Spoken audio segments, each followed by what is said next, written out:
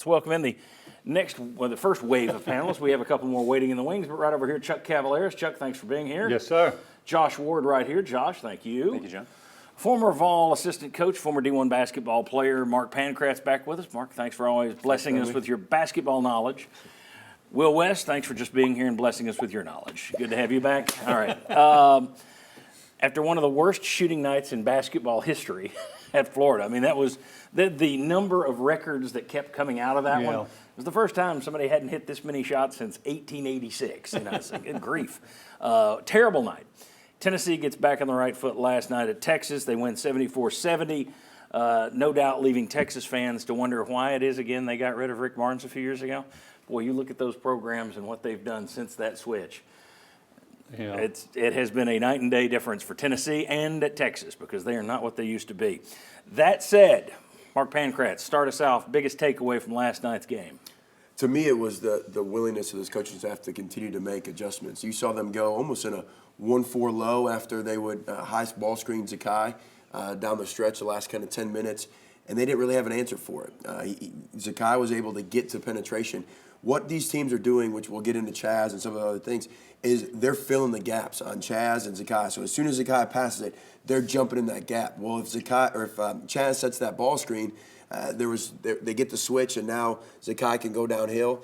So they were adjusted there. We'll talk about Stone. I mean, the willingness to adapt. I mean, Igor was the player of the game a week ago, right, and he got him on the bench the last 10 minutes because of other guys stepping up. And so a lot of coaches, they're headstrong in the way that they do things, especially somebody that's had the success of Barnes.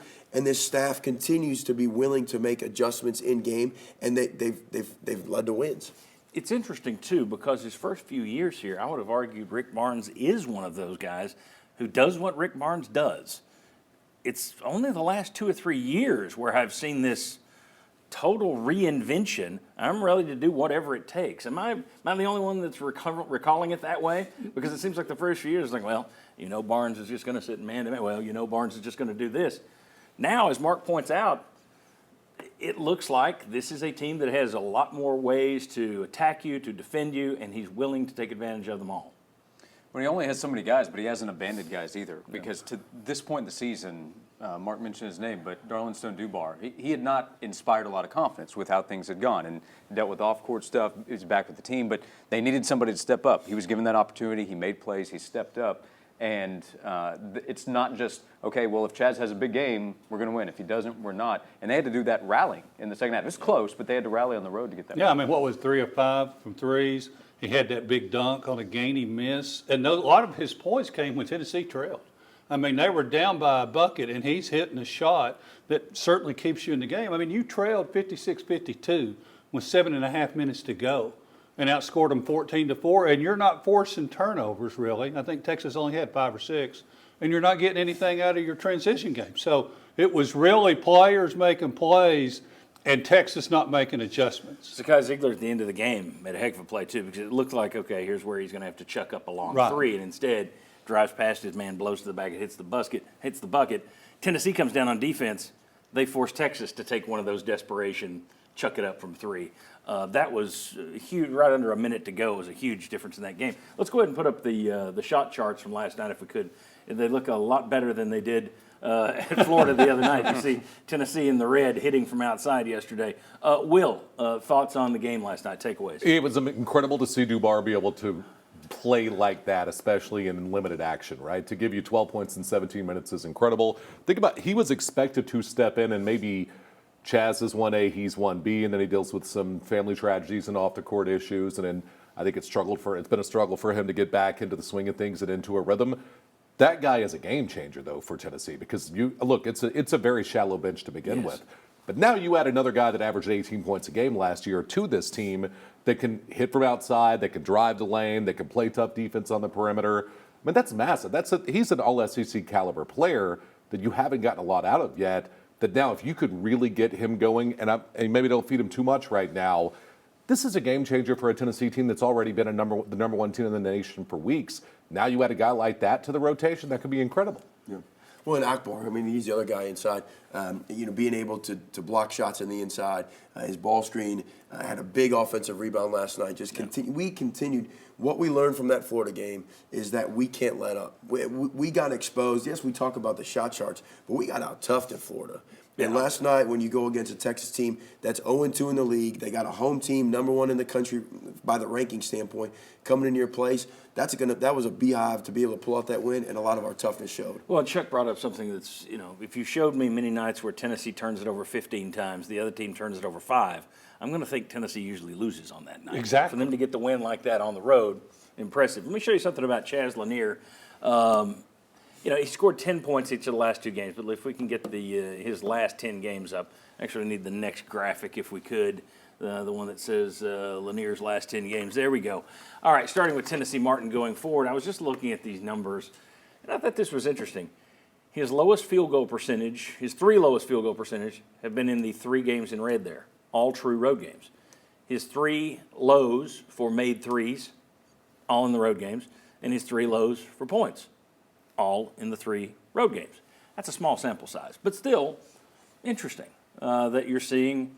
And I went back to look because he didn't take as many shots last night. That was not the case at Illinois and Florida. It wasn't the lack of shots. It was just he wasn't performing as well. Mark, is there anything to that, or am I just trying to dig to find something? Well, I think we're learning how to play with what the defenses are now doing against our team is where they're really gapping. As soon as Zakai passes that ball, they're jumping to the ball. As soon as Meshack passes that ball, they're jumping in that gap to shrink the hole that Chaz has to score. I mean, the other side, we've talked about the relationship between Dalton Connect and Chaz Lanier, the success they have. What's interesting, if you look from December 5th of last year with Dalton Connect scoring to January 6th of last year, so a month time frame, in those 10 games, he averaged 9.8 per game. He twisted his ankle, if I recall correctly. Against North Carolina. Yeah, and then it took him a while to get back into the rhythm that he was at early in the year. Yeah, so there's some lulls in there. It's going to happen to all the teams. I'm interested to see how we continue.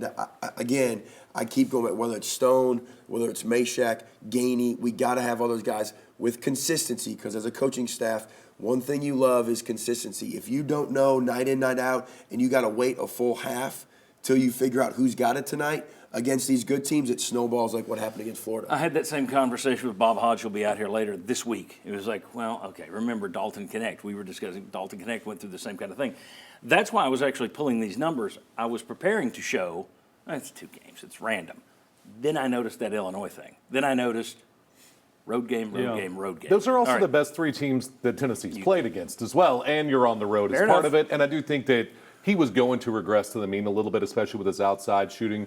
He's not going to finish the season shooting 44% beyond the arc, right? What? So it's at some point in time you knew he was going to regress to the mean, and maybe against better teams and on the road, because the Miami game was at a neutral site, shot 53%. So I don't know if it's not just being at the friendly confines as much as playing a good team at their house ends up being a problem. I think it could be. I mean, Tennessee had more fans at that neutral. I was there, so there was more Tennessee crowd there. That was like a home game. So just wanted to put out there. And We'll with see how Lanier, it develops. Isn't it being more aggressive too? Yes. Taking more shots, isn't that what it comes back to? Well, I mean, that's- and the Barnes pass took him out Right, last the night. wild Yeah. pass, 11 seconds into the second half, he's back over on the bench. Barnes said that was supposed to be Lanier taking that shot. Yeah. Yeah. So And I what mean, was his that's comment after that's- the game? Yeah. Rick Barnes finished the press conference saying, and we told Chaz that's what you're being paid to do, is take that shot. And he laughed, as no animosity when he said it, but it is also true. That's what Chaz Lanier is being paid to do, is take and hit those big shots. All right, very Bam. good. You want to close out? Are you good? Okay. When we come back, the best player in the SEC, heck, the best player in the country, Johnny Broome, looks like a significant ankle injury is what Bruce Pearl called it last night. So if Auburn doesn't have Broome, what does that do to the SEC title race? Does that help Tennessee's cause? We'll discuss all that. Then we're going to get into a preview. We'll scout Georgia and Vanderbilt for you.